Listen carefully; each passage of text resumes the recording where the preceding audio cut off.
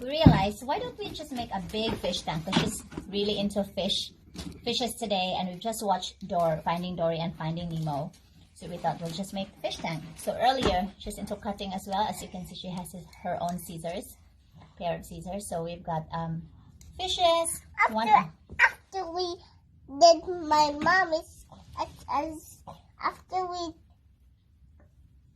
made a fish tank. Yes. So, one fish. How many fishes did you make? There's another one. Show them. And then, there's another one. Is that Dory or Nemo? Finding Dory. So, here are the materials that we need. We need a sellotape, plastic that also came with this box. And so, the first thing that we need to do is